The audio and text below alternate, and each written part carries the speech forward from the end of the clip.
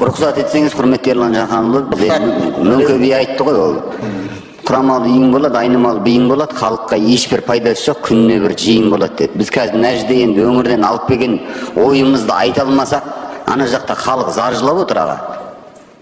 12 мың адам отыр Семейде, Бобровка, Мұрат деген дачаларда 2 адам, Кругличенко, Рульков дегендер заңсыз қоғамдық бірлестік айналдырбаған, күнде қанап отыр. Міне Нұртай Салихұлы екеуміз халықпен кездесуге барып тұрған күні 10 адам, анау сол бізге шағымданған 10 адам үйін жарығын қиып тастаған бар. Қорлап отыр кәдімгідей құл құсап.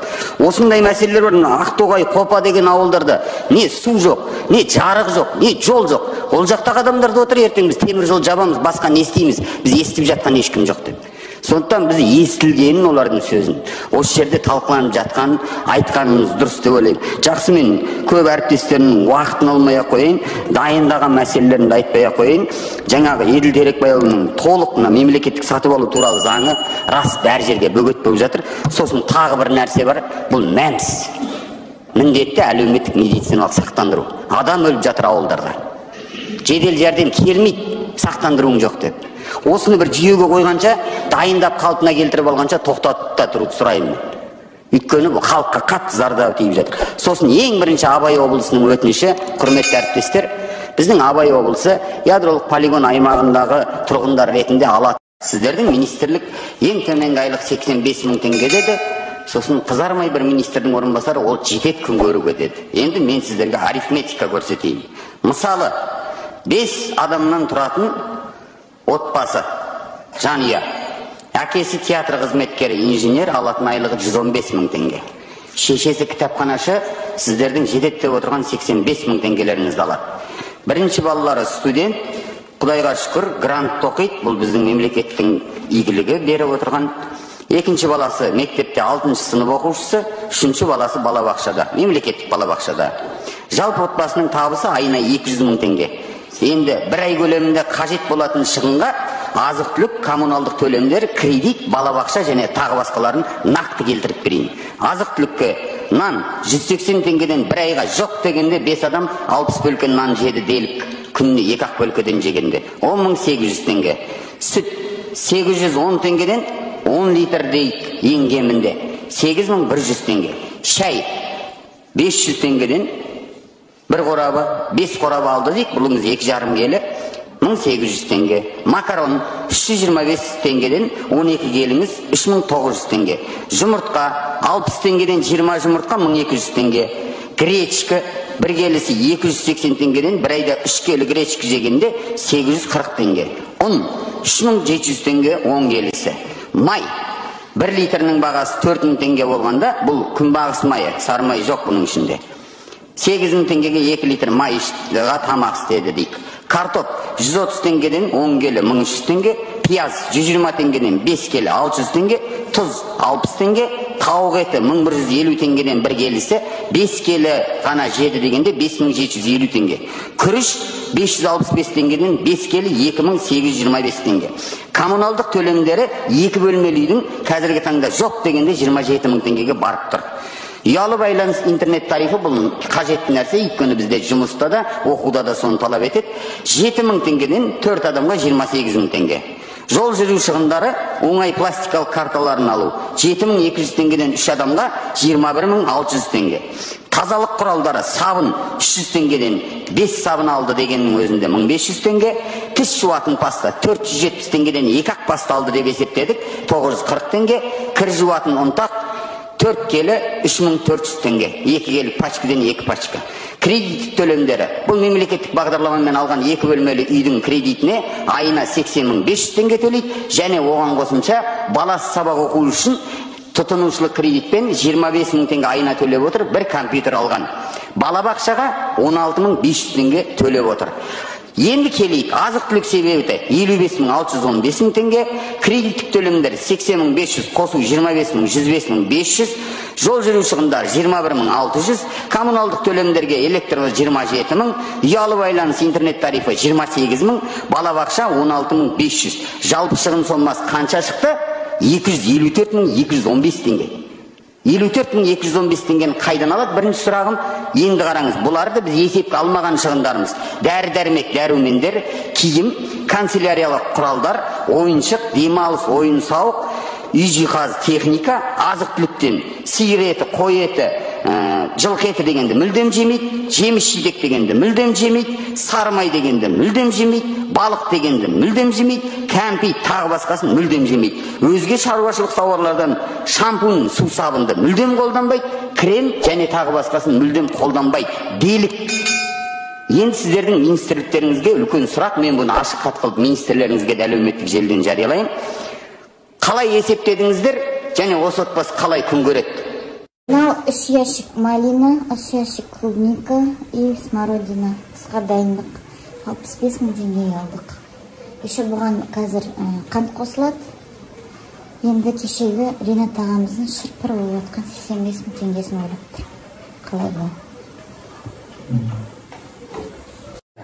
Далее, как мы обещали, правительство продолжит поэтапно повышать уровень минимальной зарплаты. В целях увеличения доходов граждан поручаю с 1 января 2024 года повысить размер минимальной зарплаты до 85 тысяч тенге. Таким образом, мы за 3 года подняли размер минимальной оплаты труда в 2 раза. Данная мера позитивно отразится на благосостоянии около 1 миллиона 800 тысяч граждан, включая 350 тысяч бюджетников.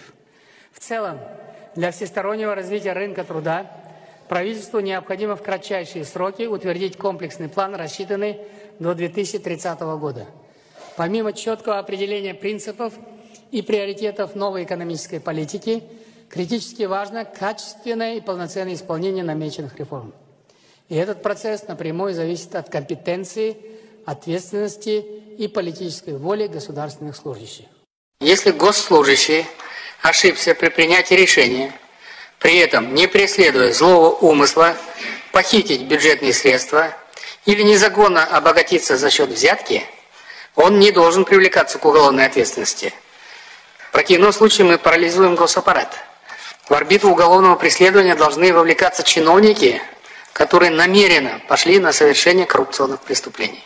85.000 теңге жалақымен өмір сүруге болады. Бұл туралы вице-министр Олжас Ордабаев айтты. 85.000 теңгеге әрине өмір сүруге болады, бірақ әр салада еңбекақының мөлшері өсуі керек. Біз қазір осы әдіспен айналысып жатырмыз, дейді Ордабаев журналистермен кездесулердің бірінде. Сонда 85.000 теңге сізге жетеді ғой деген сұраққа шенеунік бұл жеке сұрақ болып тұр деп жауап қатты. Жаңалықтарды жіберіп алмас үшін лайк басуды ұмытпаңыздар.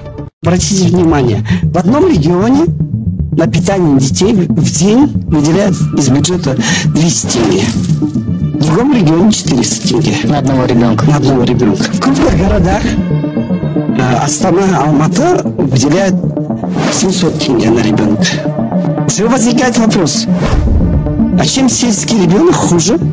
Или ребенок с небольшого города хуже, чем ребенок, который живет в Астане, Алматы? И самое главное, когда у нас существует школы разного уровня, например, в Назарбаев школе детей кормят в день на 2000 тенге. Чем он не угодил государству? Одного ребенка мы кормим за 200 тенге в день, а второго ребенка за 2000, 10 раз. У казахов есть такая очень тяжелая пословица, когда говорят «аш спала, тох поломену и намайт». И когда говорят о справедливости, говорят, ну это же ребенок хорошо учится. А что, государству нужно только кормить хорошо тех, кто хорошо знает английский язык, сдал экзамен, хорошо знает математику или биологию?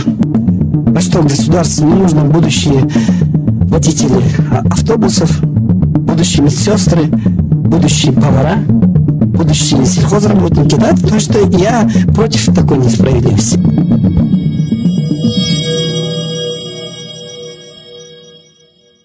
%50 бюджета потребляет один университет, который берет 500 студентов в год.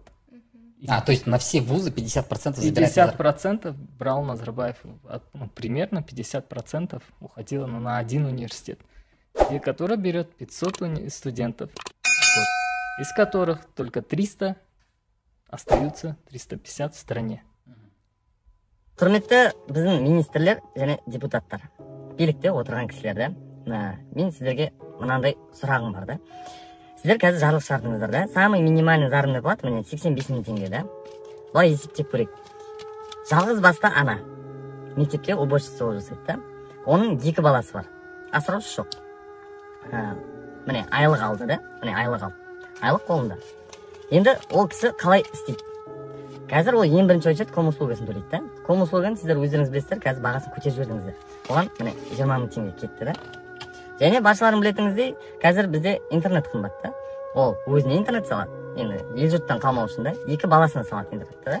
Бізде минимальный, самый минимальный, былай айтқанда қазір ең нормальный да интернет, ол 5 мың теңге болады. Міне 15 мың теңге кетті соған да. Енді қараңыз. Ол балдары ел жұрттан қалмау үшін киіну керек та. Дұрыс па? Киіну керек. Киінгенге ең просто бір футболка бірдеңе алды деп есептейді да. Оған 10 мың теңге кетті да. Енді ол балдардың бір айлық проезді бар. Барып келетіні да. Және ол кісінде де барып келетін. Ал қазір проезді сіздер көтеріп жібердіңіздер, автобуспен жүреді да. Оған да бір айына жақсы 10 мың теңге дейік. Енді бізде қалғаны 30 мың теңге да. Қазір бізде азық-түлік удай қымбат. Ja? Удай қымбат. Енді ойлап қараңыздар. Мына 30 мың теңгеге қалған айда олар өмір сүру керек. Тамақ ішу керек та. А 30 мың теңге қазір тамақ ішу мүмкін емес. Ол бізде деген, ол кісінің өзі киінбей ма? Оның кредиттері жоқ па? Оның барып жүретіні жоқ па? Сонда ойлап қараңыздар, 85 мың теңге неге жетеді? Мен қазір көп нәрсені айтпай отырмын. Мына видеоның астында қазір көп кісілер нені айтпай қалғанымды айтады ғой. Енді ойлап қараңыздар, жалғыз басты ана мына 85 мың теңгеге қалай өмір сүреді? Мүмкін сіздердің айлықтарыңызды сөйтіп 85 мың теңгеден қылып, халықтың айлықтарын ең кем дегенде 200-250 мың теңге қылып қоямыз. Кем дегенде. И то оған да өмір сүру өте қиын. Ойланайық ағай. Сіз қалайсыз? Қалайсыз деп қояды ғой. Көріп тұрсыз ғой. Жұмыс жоқ, жол жоқ. Күйеуім көзіне шөп салып жүр. Жол жөндетеміз. Спокойно. Жұмыс табамыз. Жұмыс көп. Непочатый край. Жұмыс. Ал шөп – это статья. Может, так и передайте. Еще и көзге салат. Отморозок. Жеткілікті деп ойлайсыз? Канагат ол тамақ. Тамақ ол адамда болса тамақ, ол жақсы.